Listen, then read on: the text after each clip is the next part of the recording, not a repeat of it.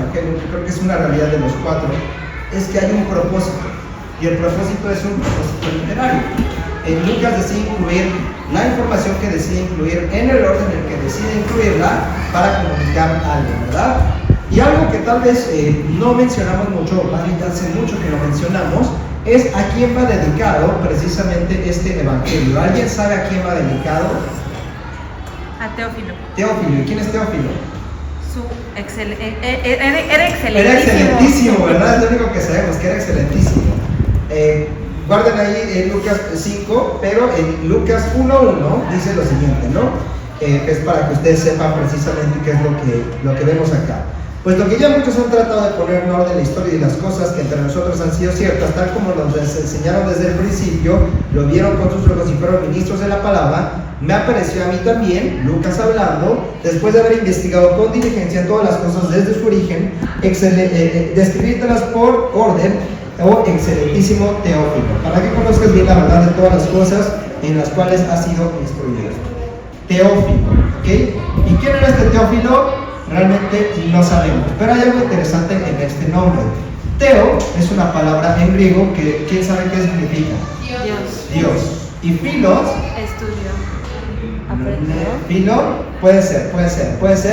¿Han escuchado de agapao? Sí. Y fileo? Sí, amigo. Amigo, ok, como un amor de amigos, ¿no? Pero algo aquí que esto se podría traducir es como amigo de Dios o quien ama a Dios, ¿no? El que ama a Dios. Y hay algunos ahí que piensan diferentes cosas acerca de este Teófilo. Algunos dicen, es un hombre que amaba a Dios. Hay otros que piensan, no, simplemente es a todos aquellos que aman a Dios. Pero lo interesante es que se utilizan estos vocablos griegos. Y esto sí tiene algo importante que nosotros hemos de entender. Este Teófilos, y por los aspectos que vamos a ver en Lucas, es muy griego. Y como ustedes saben, la cultura judía pues no era muy conocida por parte de los griegos, de hecho a veces era como un poquito menospreciada, pero este Teófilo o Teófilos, quien sea, de alguna manera algo que tienen característico es que no conocen mucho acerca de Jesús, pero en algún momento aman a Dios y quieren conocer acerca de Dios, o quieren conocer a esta persona acerca de Dios. Entonces el propósito de Lucas es hablar de Jesús a una persona o varias que ignoran la mayoría de las cosas que él está hablando, pero sin embargo está interesado en escuchar de este Jesús de quien Lucas le habla, ¿no? Ahora, Lucas, teniendo esta idea en mente, va a hablar de Dios y se nos va a presentar a todos, porque como nosotros sabemos, Dios no es Dios solamente de un pueblo. Tendemos a pensar es solamente Dios de Israel, pero Dios es Dios de todos los pueblos de la tierra. Ahora, en ese sentido, yo quisiera que hagamos algo en este momento. Quiero que procuremos ir a nuestra Biblia teniendo lo siguiente presente. Si tú ya sabes algo de Jesús, te pido que vengas con una mente abierta, ¿no? Vamos a decirlo como si no supieras o como si tal vez no te cases con las ideas preconcebidas acerca de Jesús que tú ya tienes, que fue así, así, así. Simplemente te pido, abre un poquito tu mente y tu corazón. Que si lo que ya sabes de Jesús tal vez no lo encuentras en este estudio, o lo encuentras diferente en este estudio, estés dispuesto tal vez a cambiar tu perspectiva, porque lo que vamos a encontrar es algo que está en la Biblia, ¿ok? Y si tal vez tú dices, yo no sé mucho de Jesús, o lo que sé no sé que también esté de Jesús, yo espero que a través de este estudio aprendas acerca de este Dios que tal vez está dentro de nuestra cultura. Si yo le pregunto afuera, ¿quién es Dios? La gente va a pensar en una cruz, ¿verdad? Y en un Cristo crucificado, y bueno, en parte puede ser una buena idea, pero tal vez no sabemos mucho acerca de él. Y el día de hoy tal vez yo quiero que veas acerca de este hombre que rompe un sinfín de paradigmas en su tiempo, ¿no? Por eso fue tan controversial Jesús. Ahora, antes de entrar a la lectura, me gustaría hacerte una siguiente pregunta, porque es algo que tal vez debemos pensar y no sé si tú en algún momento lo has pensado, ¿no? ¿Quién puede venir a la iglesia? ¿Quién es apto o quién es digno para presentarse en este lugar? ¿Te has hecho alguna vez esa pregunta? Yo antes, cuando mis papás, que están acá, me llevaban a la iglesia católica, veía un montón de cosas preciosas, ¿no? Y si ustedes entran a la catedral, las decoraciones adentro son preciosas. Les invito a ir a la catedral de Morelia, ¿no? Que yo en algún momento vengo por allá, es una catedral preciosa, tiene creo que el primero o segundo órgano más grande de Latinoamérica y es una cosa excepcional. Pero algo que yo veía siempre es que hay cosas de vidrio y hay pinturas y hay un montón de cosas que se rompen. ¿Y qué pasa cuando un niño va ahí? Ya vieron cómo son los niños de esta iglesia, ¿verdad? Los meterían, ¿quién se atreve a meter a esos niños a la iglesia? Y me daba miedo porque decía, yo en algún momento puedo romper alguna de estas cosas, y si yo rompo una de estas cosas, ya no voy a ser digno de Dios, ¿no? Y tal vez eso puede ser mi mente, puede ser tu mente, que tal vez te preguntas, ¿quién es digno de entrar a este lugar? ¿Quién puede entrar al lugar santísimo? ¿Quién puede venir a la iglesia? Hay mucha gente afuera que no se animan a venir a la iglesia porque saben que en su vida hay pecado. ¿Estás de acuerdo conmigo? ¿Alguna vez has sentido eso acerca de ti? Mejor no vengo, no voy a la iglesia porque hay algo ahí que resolver. Entonces yo te pido que te quedes con esta pregunta. ¿Quién puede venir a la iglesia y quién es apto de presentarse delante de Dios? Ahora, pensando en esto, vamos a ir ahora sí a nuestro texto, que es Lucas, y vamos a encontrar la respuesta a esta pregunta por medio de 3 contrastes que nos presenta este relato. Yo no lo quise dividir, creo que aquí el llamamiento de Leví, que es lo primero que tenemos, si tiene una Reina Valera, es lo primero que les va a aparecer y lo que muchas veces encontramos como lo que algunas personas encuentran en esto simplemente ya un mensaje completo, pero yo quiero leerlo dentro del texto en el que está y quiero ir por partes. Pero en estos contrastes yo quiero que ustedes piensen unos versus otros. Yo aquí le he puesto sanos versus enfermos. ¿A quién quiere Dios en la iglesia? ¿Quiénes son los que son aptos para poder venir? Entonces vamos a justamente el primer aspecto que yo aquí le he titulado justos versus pecadores, porque es lo que nos enseña el texto. Versículo 27 y en adelante vamos a leer, dice así, y vamos a leer hasta el 32. Después de estas cosas, salió, hablando de Jesús, y vio a un publicano llamado Leví sentado al banco de los tributos públicos y le dijo, sígueme, y dejándolo todo, se levantó y le siguió. Y Leví le hizo gran banquete en su casa, y había mucha compañía de publicanos y otros que estaban a la mesa con ellos. Y los escribas y fariseos murmuraban contra los discípulos diciendo, ¿por qué coméis y bebéis con publicanos y pecadores? Respondiendo Jesús les dijo, los que están sanos no tienen necesidad de médicos, sino los enfermos. No he venido a llamar justos, sino a pecadores. ¿Ok? Muy bien, en este pasaje vamos a encontrar justamente este primer contraste entre justos y pecadores. Y como les dije, esto sería digno de un mensaje por separado, pero no lo quiero desprender del lugar en donde se encuentra porque hay un propósito acá. Ahora, primeramente conviene explicar quiénes son estos publicanos. ¿Ustedes saben quiénes son estos publicanos? Eran los que cobraban impuestos. Muy bien. ¿Quiénes serían los publicanos de nuestro tiempo? El gobierno. Aquí están cerquita, ¿verdad? ¿Cómo se llama la avenida esta que está sobre la Majuelos. Está sobre Majuelos. Sobre Majuelos, muy cerca. ¿Quién quiere acompañarme al SAT ahorita? Está cerrado. Muy bien. ¿Alguien conoce a un contador o no sé, administrador que trabaje en el SAT? Si o no son traidores. No sé si yo puedo ser amigo de alguien allá, ¿verdad? Porque son de verdad terribles. Y es algo interesante, ¿no? Porque de alguna manera cuando los impuestos se usan bien, uno diría, con justo yo pago mis impuestos. ¿Quién dice amén? ¿Sí? ¿Están felices de pagar sus impuestos? ¿Se usan bien? Híjole, la verdad a mí me cuesta. Algunos levantaron la mano así dicen, ténganlos por traidores y publicanos.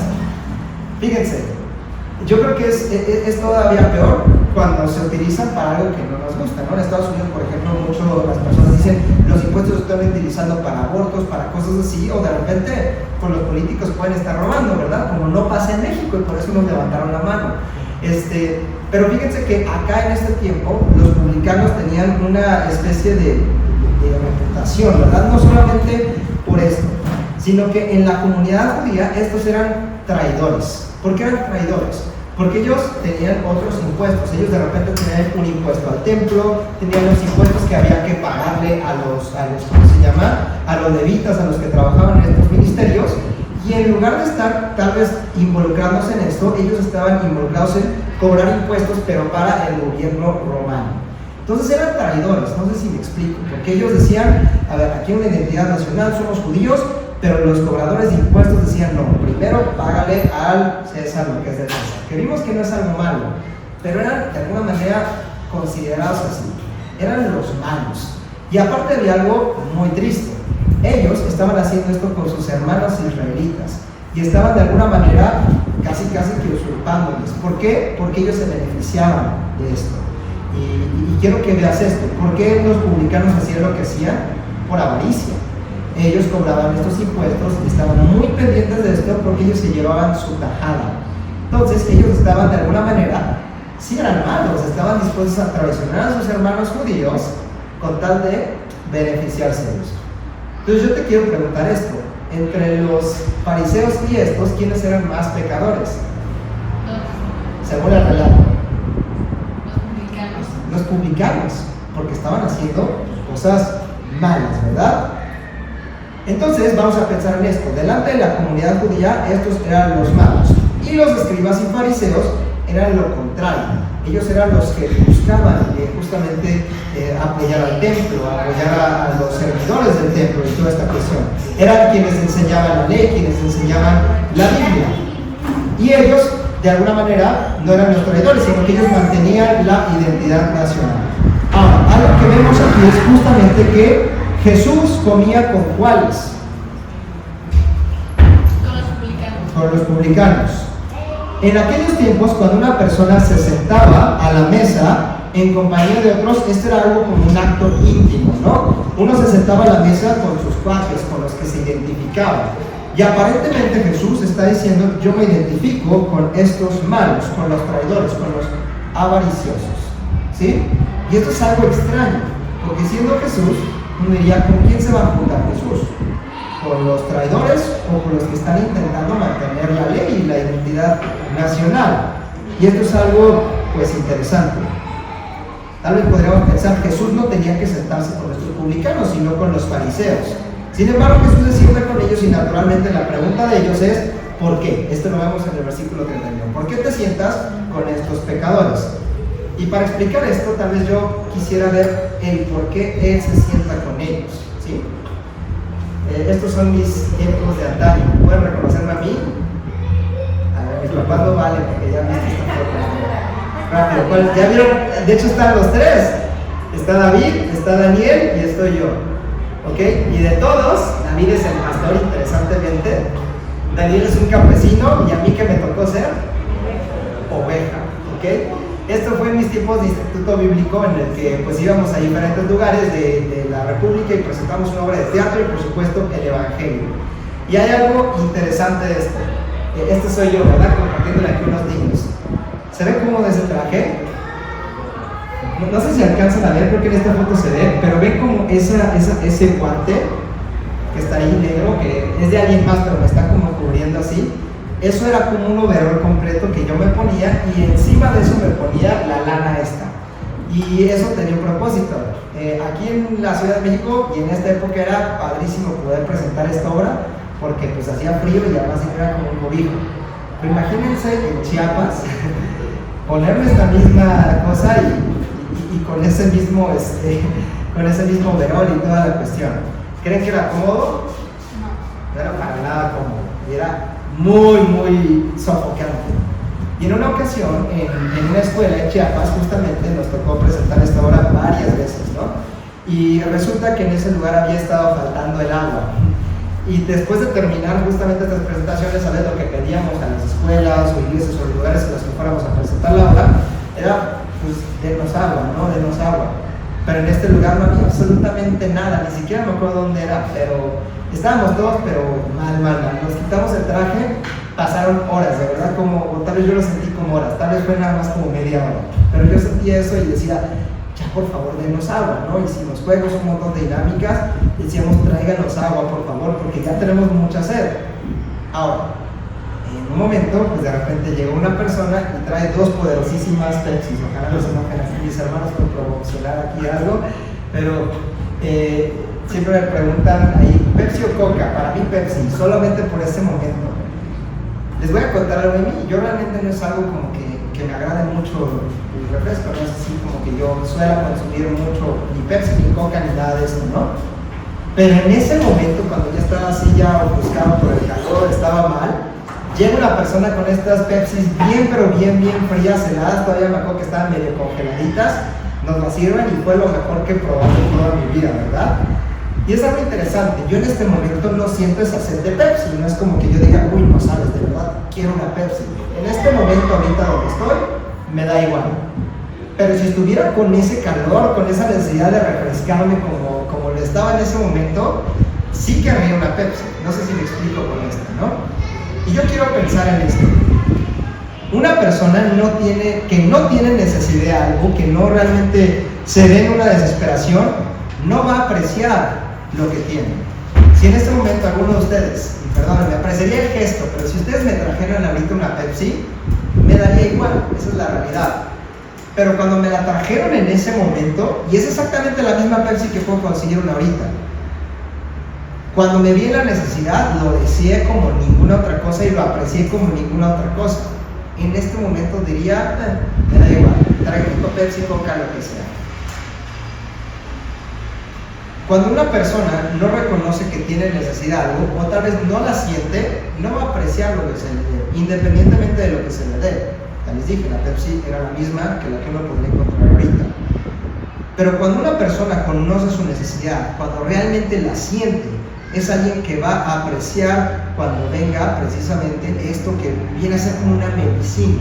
Ahora esto no hablando de la Pepsi y la Coca, sino de estos hombres. ¿Quién tenía sed realmente?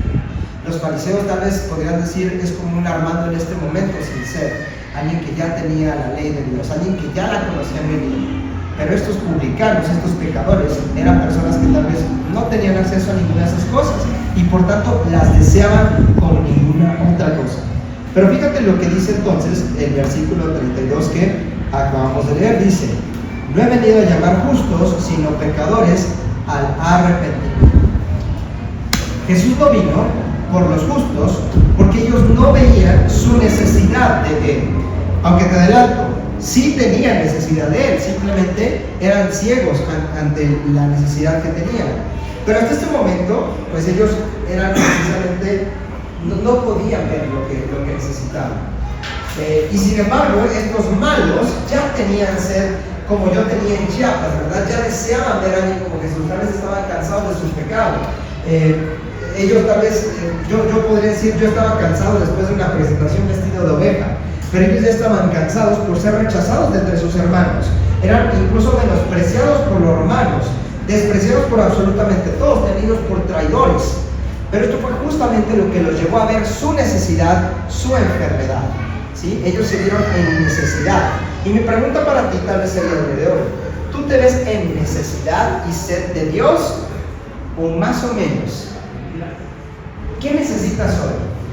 Y si tu respuesta es nada, felicidades, porque entonces eres un justo y tal vez pues no necesitas a Dios o no necesitas más a Dios. Pero sinceramente creo que todos, absolutamente todos, necesitamos algo interesante. Estos publicanos estaban bien colocados, ya dije que se dedicaban pues a robarle al pueblo por avaricia. Entonces la mayoría de ellos tenían un buen puesto y de alguna manera ejercían autoridad. Tenían dinero, tenían cierto estatus, aunque aún así eran menospreciados.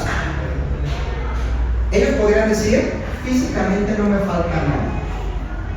Pero hay algo que ellos reconocían, espiritualmente sí hay algo que me hace falta. No siempre la necesidad se va a ver en las cosas físicas, es decir, bueno, no tengo dinero, no tengo que vestir. Hay veces en las que uno tiene todo, pero internamente sí se siente incompleto. Entonces te vuelvo a preguntar, ¿qué necesitas? En este momento, ¿realmente estás completo? ¿No te falta nada? Para mis hermanos que ya saben esto y que tal vez ya estén en el proceso de decir, ok, me siento incompleto, pero digo, quiero algo, qué bueno, que Dios te va a conceder aquello que necesitas y que bueno, que ya sabes tu necesidad.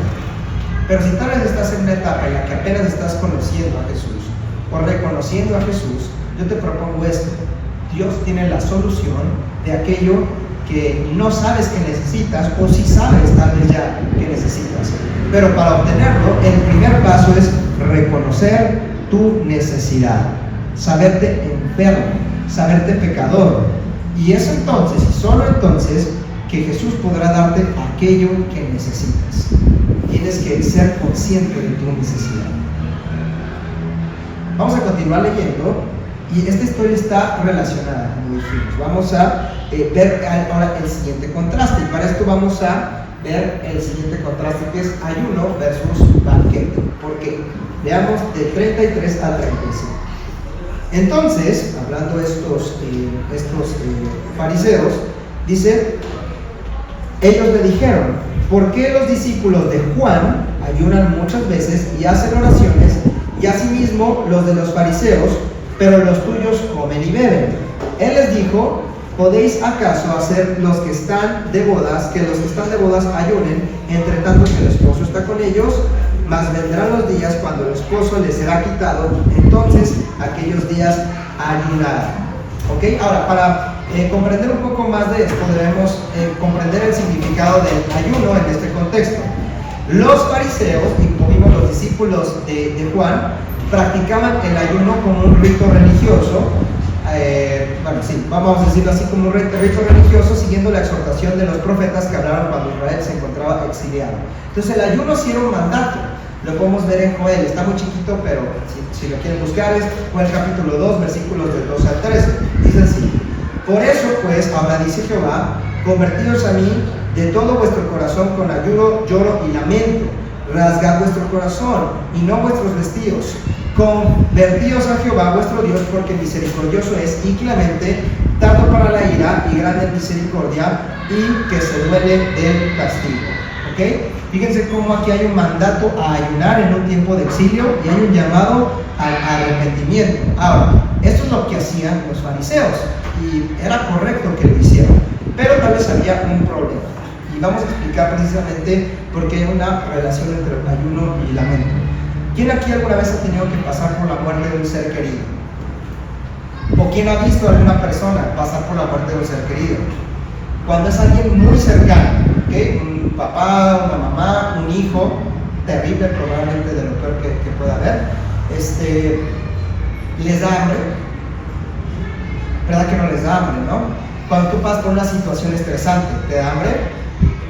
¿A quién lo han asaltado? ¿Cuál es el remedio mexicano luego? Comete un bolillo. ¿Se te antoja el bolillo realmente? Es como dicen, no sé realmente si sirve o no, ¿verdad? Pero dicen que sí, que no sé. Pero no nos da hambre, estamos de acuerdo. Cuando pasamos por una situación de duelo, cuando pasamos por una situación estresante, no es lo más natural comer luego.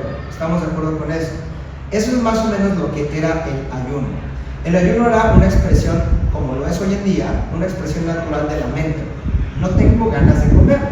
Y el participar del ayuno, tal vez ya de manera ritual, era la expresión de lamento en la que una persona se abstenía de comer para poder expresar justamente este lamento, esta tristeza por algo. Ahora, este lamento se había convertido en parte de la vida del pueblo de Israel en el exilio, ¿verdad? Ellos ya habían perdido su nación, había otro reinado que los tenía prácticamente, pues sí, como cautivos, y se había destruido su templo, habían perdido su nación. Entonces el ayuno era algo que el Señor los llamaba a hacer: ayunen, pero arrepiéntanse, lamentense, no se conformen, no digan, oye, ya estoy feliz con lo que estoy. Lamentense porque perdieron mi presencia. Sin embargo, algo que pasó con el ayuno es que se convirtió más en un rito religioso. Isaías 58, de 3 al 7 dice así: porque dicen, ayunamos y no hiciste caso, ellos hablándole al Señor, ¿verdad? Como un reclamo. Porque ustedes dicen, nosotros ayunamos y Dios, tú no nos hiciste caso. Humillamos nuestras almas y no te diste por entendido. Señor, estamos ayunando, estamos lamentándonos, pero parece que tú no escuchas. He aquí, en el día vuestro ayuno buscáis vuestro propio gusto y oprimís a vuestros trabajadores. A ver si se lamentan, pero no están arrepintiéndose. He aquí que para contiendas y debatas ayunáis para herir con puño inicuamente. No ayunéis como hoy, para que vuestra voz se oiga en lo alto. Es tal ayuno que yo escogí, que de día aflija el hombre su alma, que incline su cabeza y como junco haga cama de silicio y de ceniza. Aquí ya me pasé. Dice aquí, llamaréis esto ayuno y día agradable a Jehová. Ahí Jehová les está como recriminando que ellos están haciendo un ayuno que no es correcto y les enseña cuál es el correcto. No es más bien el ayuno que yo escogí: desatar las ligaduras de impiedad, soltar las cargas de opresión, y dejar libres a los quebrantados y que rompáis todo yugo. No es que partas tu pan con el hambriento y a los pobres errantes albergues en casa, que cuando veas al desnudo lo cubras y que escondas a tu hermano. Y no te escondas de tu hermano. Es decir, el ayuno que Dios quería no era nada más un lamento, era un lamento acompañado de un arrepentimiento. Y este arrepentimiento de practicar justicia, de amar a otros. El ayuno en sí no es lo que Dios deseaba. Lo que Dios deseaba es el arrepentimiento. Pero yo no me voy a arrepentir si no pienso que hay algo mal en mí. Ahora, el comer y beber, naturalmente, representa celebración. Y esto es algo que es verdad hasta la fecha. Así como en medio de una situación estresante no nos dan ganas de comer, cuando pasa algo bueno, sí o no, siempre decimos, vamos a celebrar. Y esa celebración, ¿cuándo no va acompañada de comida? Siempre va acompañada de comida. Vamos a celebrar, ¿con qué? Con unos tacos. Cuando los albañiles terminan una obra, aquí es diferente, aquí no es ya visto, ¿no? Cuando ponen un colado de algún lugar, la tradición es hacer una barbacoa. En Morelia son carnitas, ¿no? Interesantemente, no sé qué es en otros lugares, en Chiapas o en Veracruz serán los camarones o no sé qué será, ¿verdad? Pero siempre la celebración va acompañada de comida. Y esto es una costumbre de muchos, ¿no? Lo mismo pasaba en el Antiguo Testamento. En Amós vamos a leer algo interesante, ¿no? Que nos va a hablar precisamente de esto.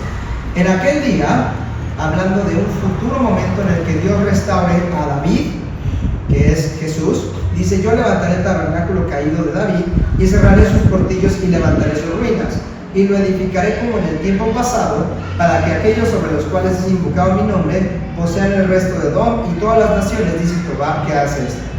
He aquí vienen días, dice Jehová, en el que el que ara alcanzará al segador, y el pisador de uvas al que lleva la simiente. Los montes destilarán mosto, y los collados se derretirán. Y traeré del cautiverio a mi pueblo Israel, y edificarán ellos las ciudades asoladas, y las habitarán, plantarán viñas, beberán vino de ellas, y harán huertos, y comerán el fruto de ellos. Perdón, aquí estaba esta parte. ¿Sale? Es decir, va a haber un día en el que el Señor los va a rescatar y va a ser tiempo de celebrar, de beber y de comer. Entonces, esto es lo que está pasando acá. Vamos a explicarlo desde esa perspectiva. Los fariseos ayunan porque están lamentándose, porque todavía no ven la salvación del Señor. Y los discípulos de Jesús, según lo que les responde Jesús, ellos sí están celebrando, porque ellos sí están entendiendo el tiempo. Me explico. ¿Estaba mal que ayunaran y se lamentaran? No estaba mal. Dios nos mandaba esto. Pero uno ayuna y se lamenta antes de que llegue la respuesta a las oraciones. Y aquí ya ha llegado la respuesta a las oraciones. ¿Quién es? Jesús. Sin embargo, el problema fue que los fariseos no entendieron los tiempos. Y tengo otra ilustración chistosita, ¿verdad? Para ilustrar los tiempos. ¿A quién le ha tocado donar sangre? Es bonito, a ver quién les gusta. A mí no me gusta, la verdad, siempre las agujas me caen mal. ¿Ya vieron este como liquidito amarillo que es? ¿Saben qué es esto? Porque ahí no está donando sangre. ¿Les ha tocado? Son plaquetas. ¿A quién le ha tocado donar plaquetas? A mí. Cuando mi hija estuvo en el hospital, que fue algo terrible, la verdad para nosotros, pero el Señor obró en medio de eso, algo que nos decían es, pues justamente necesitamos algunos donadores de plaquetas, ¿no? Y ahí fueron mis dos primos conmigo muy valientes a decir a ver quién puede donar plaquetas, y un requisito era que tenemos que tener como venas grandes, ¿no? Y aparte tener una buena cantidad de plaquetas. Entonces resulta que vamos los tres al estudio para ver a quién sale. Yo sospecho que uno de ellos como que medio le sacó, pero bueno, ese ya es yo estoy juzgando, ¿no? Pero de repente un primo lo checaron y dice: ¿sabes qué? Tú tienes venas grandes, pero tu nivel de plaquetas está mal, no puedes. A otro le dijeron: tus venas están muy chiquitas. ¿Quién cree que fue el perfecto donador de plaquetas? Yo. Y más vale, era mi hija, ¿verdad? Y es una aguja más grande, si la han visto, es una aguja bastante grande. Yo cuando la vi, yo ya había donado sangre y dije: ¿qué es esta monstruosidad que me están metiendo en el brazo, no? Y las instrucciones son diferentes. Cuando uno va a donar sangre, simplemente sale la sangre y listo, ya pasó. Pero aquí hay que bombear, ¿no? Hay que bombear la sangre.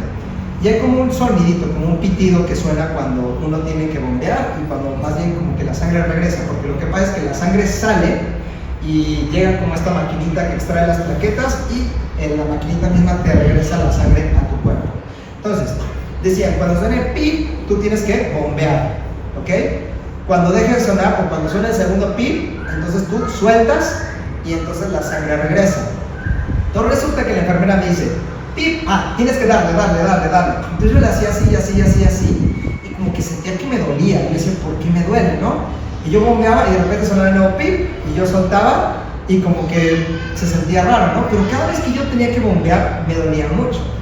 Y decía, ¿por qué esto está así? O sea, se me hace muy raro, ¿no? Y sentía como una presión también yo aquí en mis venas. No es algo bonito, pero si lo tienen que hacer, hermanos, o si quieren que en algún momento su servidor vaya a donar plaquetas, yo estoy dispuesto a hacerlo, por supuesto, pero en ese momento yo ya sé que va a ser algo doloroso. Y de repente llega otra enfermera y me dice, ¿qué está haciendo? Yo, pues lo que me dijeron, estoy bombeando. Es que estás bombeando cuando la sangre está regresando a tu cuerpo. O sea, tú estás produciendo resistencia. Y era interesante porque yo veía que a otros pues no les costaba nada, o sea, salían muy rápido del proceso y yo me tardaba un montón. Me decían, es que ahorita que estás bombeando tú estás como batallando con la sangre. Pero es que me dijeron que en el PIP, ¿no? Me dice, te contaron mal. El que tú tenías que estar bombeando en el otro PIP. Y tú estás, y recibías en el otro, ¿no? Entonces dije, ok, lo hice como ella me dijo y santo remedio, ¿verdad? Se hizo mucho más rápido, como que la mitad del proceso fue mucho más rápido, ya no estaba yo regresando la sangre y es más, ya me dijeron, ni siquiera a lo mejor ya le bombees, ¿no? Y la máquina hizo todo. ¿Cuál fue el problema? El problema es que yo no entendía los tiempos, yo no entendía el proceso. No sé si me explico con esto, ¿no? Yo no entendí cuándo es que tenía que bombear y cuándo es que tenía que dejar que la sangre entrara. Y eso era un problema. Mi intención era la correcta, yo quería obedecer lo que me dijeron, pero yo no entendí y tal vez no entendía exactamente tampoco el proceso. Y creo que es mucho de lo que está pasando aquí con los fariseos. Ellos no estaban entendiendo los tiempos.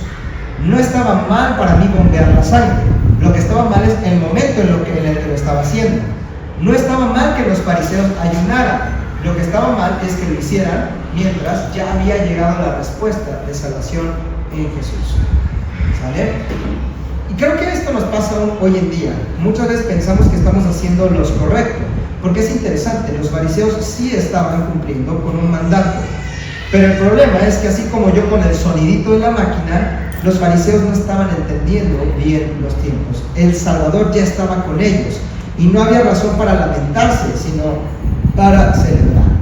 Sin embargo, en el corazón de estos fariseos y escribas existía un gran obstáculo y es justo lo que vamos a ver a continuación. Ya terminando con esta ilustración que es un tercer contraste que vamos a ver. Versículos de 36 al 39. Y les dijo, dice, también una parábola a estos fariseos. Nadie corta un pedazo de un vestido nuevo y lo pone en un vestido viejo, pues si lo hace, no solamente rompe el nuevo, sino que el remiendo sacado de él no armoniza con el viejo. ¿No? Esto es como decir un parche.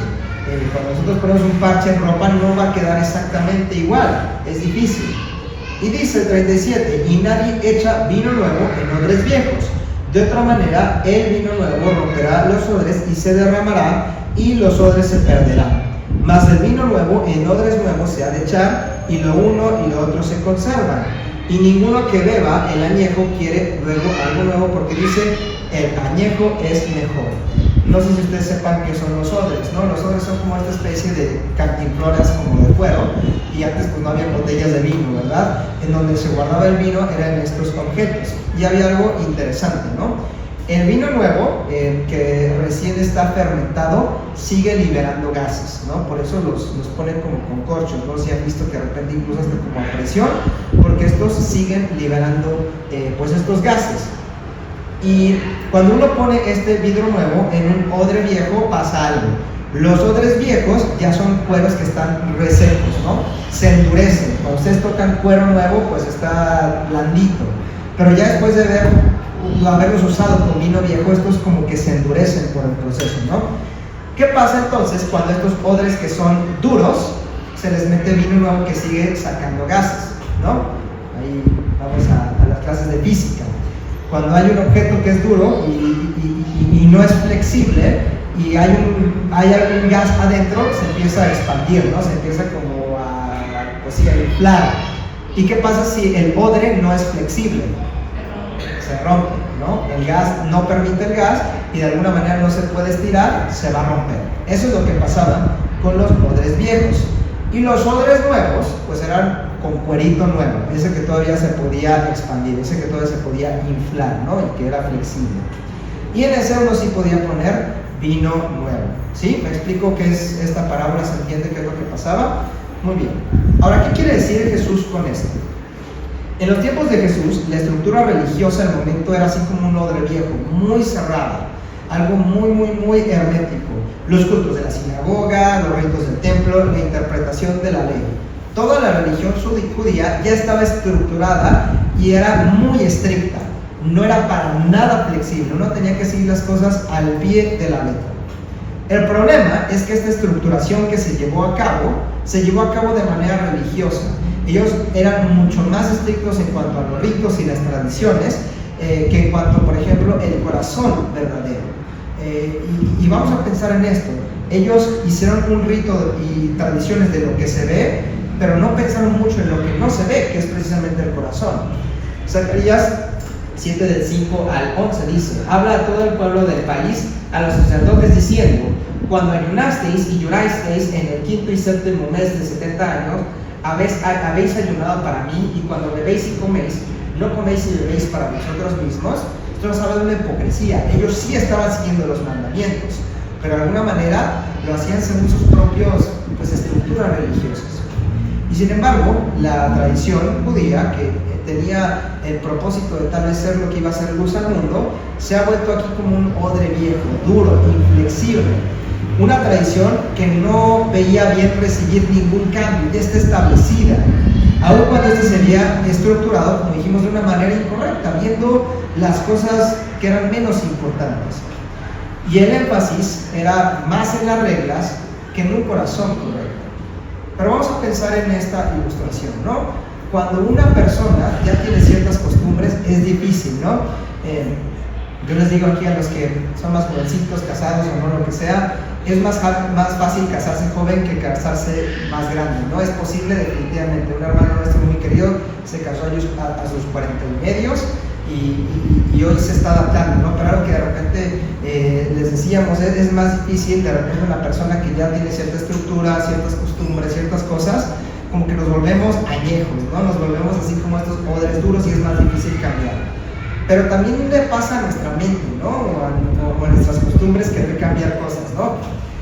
Algo con las señoras mexicanas de antaño es que no quieren dejar de repente cosas un poquito de antes, ¿no? Aquí tenemos un metate, ¿no? ¿Qué es mejor para hacer salsas? ¿Un metate o una licuadora?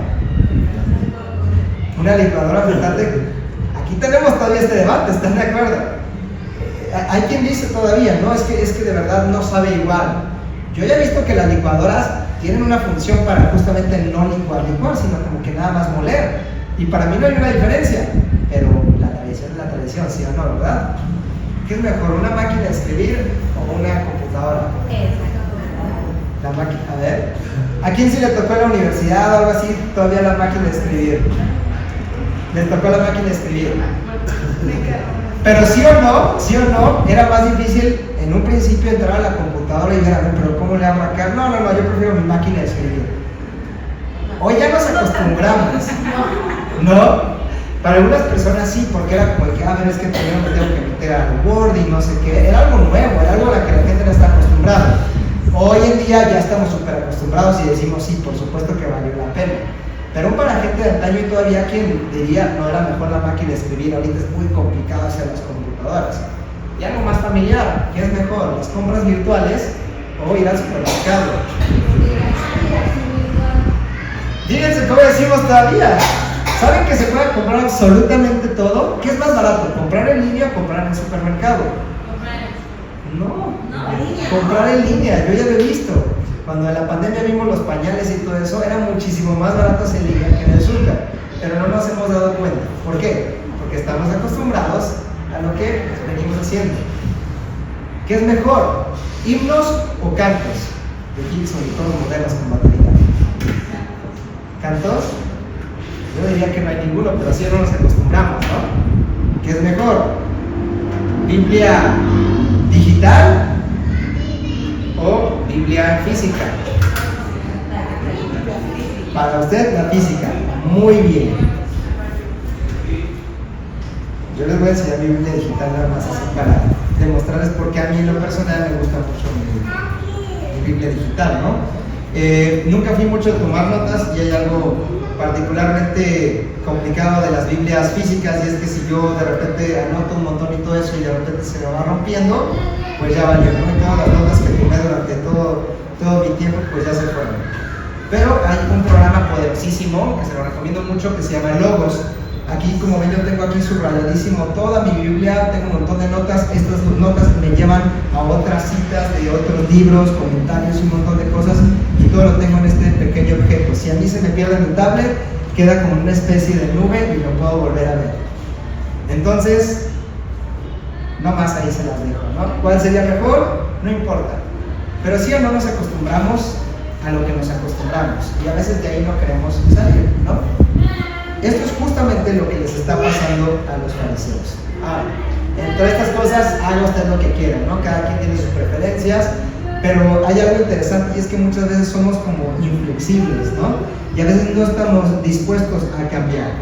Ahora, lo interesante es que esto que Jesús traía, y Él es este vino nuevo, ¿no? La palabra que trae es este vino nuevo, es algo innovador. Realmente no es tan innovador, es lo que Dios desde antes ya les había enseñado a su pueblo y a muchas personas. No estaba cambiando las cosas, simplemente estaba diciendo, volvamos a lo anterior. Pero como ellos ya habían hecho una estructura ahí súper estricta, pues se habían perdido lo que realmente era el corazón de todo. Isaías 61, del 1 al 2. El Espíritu de Jehová, el Señor, está sobre mí, porque me ungió Jehová y me ha enviado a predicar buenas nuevas a los abatidos, a vendar a los quebrantados de corazón, a publicar libertad a los cautivos y a los presos, apertura de la cárcel. Los presos son gente buena, ¿o no? No, ¿verdad? Pero Jesús vino a esto, a los abatidos, a los débiles. Esto estaba desde antes, ¿sí o no? El vino nuevo que trae Jesús no es vino nuevo en realidad, es algo que ya estaba de antaño. Lo que pasa es que se habían endurecido como los odres. A proclamar el año de la buena voluntad del Señor, al día de la venganza de Dios nuestro, a consolar a todos los enlugados, a los que sufren en el Señor. Ezequiel 34, del 15 al 16, está un poquito chiquito, pero dice así: en buenos pastos las apacentaré, y en altos montes de Israel estará su aprisco. Y de allí dominarán en buen redil, y en pastos suculentos serán apacentados sobre los montes de Israel. Yo apacentaré mis ovejas, y yo les daré aprisco, dice Jehová el Señor. Yo buscaré a la perdida, y haré volver al redil a la descarriada. ¿Esta descarriada es buena? Está descarriada. Vendaré a la perniquebrada y fortaleceré a la débil, mas a la engordada, a la fuerte destruiré. Las apacentaré con justicia. Fíjense que algo que estaba pasando aquí con los fariseos es algo muy similar a nosotros cuando no queremos reconocer el valor de la tecnología, que a veces realmente sí vale la pena hacer un cambio. Es que ellos estaban tan acostumbrados a sus tradiciones que no estaban dispuestos a recibir algo nuevo, y que además era mucho mejor, a Jesús, quien había venido a cumplir con el propósito divino. Y tal vez la pregunta aquí sería, ¿quiénes serán entonces estos nuevos odres? Hay odres viejos, que eran estos fariseos, que ya estaban acostumbrados, que ya habían tomado una forma y eran totalmente inflexibles. ¿Cuáles eran los odres nuevos? Jesús no, Jesús es el vino nuevo, según esta Biblia. ¿Los creyentes? Muy bien, los creyentes. Y tal vez la pregunta es, ¿quiénes van a ser los que van a ser los creyentes? Eran aquellos que iban a ser flexibles. ¿Y quiénes iban a ser flexibles? Los que veían que tenían necesidad. Los que no pensaran que por simplemente seguir una serie de ritos y reglas, ya por eso estaban genuinamente honrando a Dios. Un grupo de traidores, de pecadores, de enfermos, que reconocían su condición y por ello estaban dispuestos a recibir lo que Jesús quería darles. Ahora, esto es importante. Esto no quiere decir que los religiosos no tuvieran forma de recibir la bendición del Señor. Lo que quiere decir es que para que pudieran ellos mismos también recibir esta bendición, es que tenían que dejar sus estructuras estrictas y era necesario que ellos se renovaran, que fueran como odres nuevos, que eran flexibles, que podían escuchar la voz de Dios, que dejaran de lado su conocimiento, su prestigio, todas estas cosas y se convirtieran en odres nuevos que realmente reconocieran que como aquellos publicanos, ellos también estaban enfermos, que ellos también necesitaban. No solamente los traidores, los pecadores, todos necesitamos a Dios. ¿Sabes? Esto es muy difícil para nosotros, reconocer que necesitamos ayuda. Muchos de nosotros, religiosos y algunos no tan religiosos, tendemos a lo mismo, a confiar en nuestras propias fuerzas. Somos como aquellos tercos que a veces no queremos innovar en la tecnología. Yo les confieso, yo sí prefiero ir al súper a comprar y gasto mucho más, pero hay algo que ahí, pues no sé, agarré la costumbre y aunque sé que está la tecnología disponible, no quiero cambiar. Y no sé si a ti te pasa, pero en tu vida espiritual, que Dios te dice, tienes que cambiar esto en tu vida, vas por un mal camino, tienes que cambiar tu trato con esta persona, con otra persona, o tienes que cambiar este mal hábito que sigues. Piensa en cualquier cosa que Dios te puede pedir que cambies, ¿ok? Es difícil reconocer que necesitamos ese cambio. Y a menudo lo que respondemos es, no Dios, yo no necesito cambiar. Yo soy mejor, yo aguanto. Yo te cuento una anécdota muy triste con una persona muy querida para mí. Era un joven drogadicto que en algún momento se acercó a la iglesia y se restauró. El Señor lo fue restaurando un poco. Se llegó al instituto bíblico, pero eventualmente cayó en las drogas de nuevo, ¿no? Y en un momento fuimos a hablar con él, lo encontramos en la calle, mal, sucio, súper flaco, y le decía, oye, su nombre, ¿no? Necesitas regresar a Dios.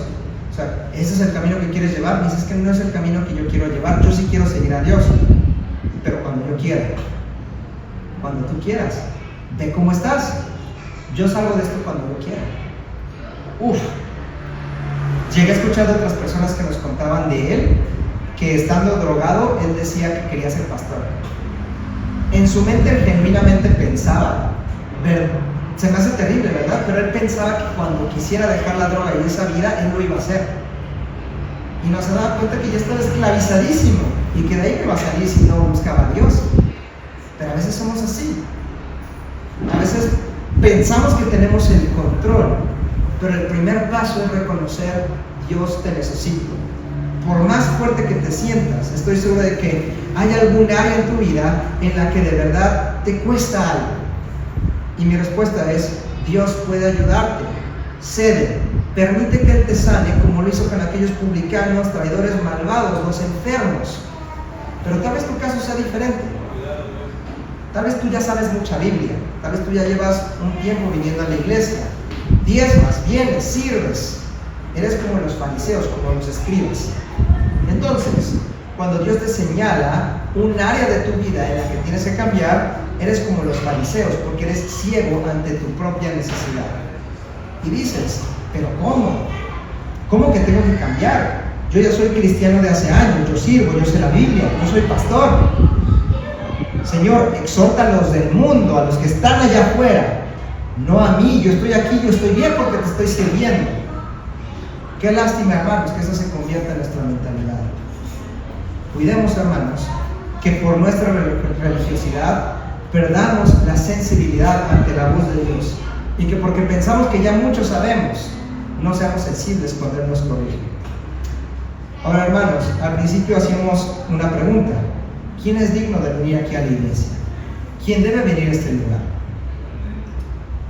Y tal vez yo les digo esto, esa no es la pregunta correcta. La pregunta no es quién puede venir a la iglesia. La pregunta es ¿a quién vino Jesús? Y Jesús vino al enfermo, vino al lastimado, vino al incompleto, al que sí tenía una perspectiva correcta de sí mismo. Y esa perspectiva era: Dios, yo te necesito ayuda. La salvación es algo que ocurre durante toda nuestra vida. Ocurrió en un momento en el que creímos en Jesús. Claro que se llama la santificación, y la santificación no viene sin que nosotros veamos nuestra necesidad de Dios. Si nosotros no entendemos que necesitamos a Dios, que necesitamos ayuda, que somos justos, entonces Dios no tiene nada que ofrecernos. Pero si tú en este momento, como yo lo hago, como otras personas que están afuera lo hacen, entiendes, Dios te necesito. Tal vez yo no sé mucho de ti, o tal vez yo ya sé mucho de ti, pero entiendo que con mis fuerzas no puedo hacer nada, entonces Dios puede obrar en ti. Yo les pido, hermanos, que tengamos un corazón así, que en este momento digamos: Dios, yo tengo necesidad de ti. Dios, yo comprendo que no me puedo salvar yo mismo, que tú moriste en una cruz por mis pecados, y por eso me puedes ofrecer a mi salvación. No seas como ese odre viejo, tal vez ya estructurado y tal vez con tus propias ideas. Ser flexible y sensible a lo que Dios puede hacer por ti. Y yo les pido que eso también sea su oración por mí, su servidor. Yo soy una persona llena de errores, lleno de muchas falencias, y no quiero convertirme, y lo puedo decir así, ¿no? Cada vez entre más sé, pues me doy cuenta de que no sé tanto, que puedo saber más, pero tal vez sé más Biblia que la persona promedio, ¿no? Llevo estudiándola ya muchos años, pero eso no significa que en mi corazón de repente se pueda volver esto un odre viejo, ¿no? Y lo mismo para ustedes y para todos nosotros, que el conocer a Dios no nos vuelve insensibles. ¿Y cuál es la manera? Reconociendo siempre y a diario mi necesidad de Dios, porque si yo reconozco, si yo me siento sediento a diario, voy a seguir consumiendo, voy a seguir leyendo la palabra, voy a seguirme alimentando de lo que Dios pueda dar. Que ese sea nuestro corazón. Vamos a ver. Señor, de Dios, te doy gracias porque tú nos permites conocer tu palabra, Señor, nos permites bendecirte a través de ella. Y yo te quiero dar gracias, Señor, porque tú has mostrado estos ejemplos, Señor, de a quienes has venido, Señor. Que no es que nosotros tengamos que tener todo bien y todo en orden para poder venir a tu presencia, Señor, sino que lo que necesitamos es ver una necesidad. Que no vinimos aquí a un museo, Señor, de santos, Señor, sino que de alguna manera venimos porque nos sentimos y nos sabemos necesitados de ti. Señor, suple tú esa necesidad como sabemos que lo harás, pero permítenos verla para que justamente eso mismo deseemos en nuestra vida, tu salvación. Gracias porque moriste en una cruz por nuestros pecados, y gracias porque en ella tenemos salvación, Señor. Que no fuimos nosotros, sino fuiste tú, y que tú nos puedes dar ese regalo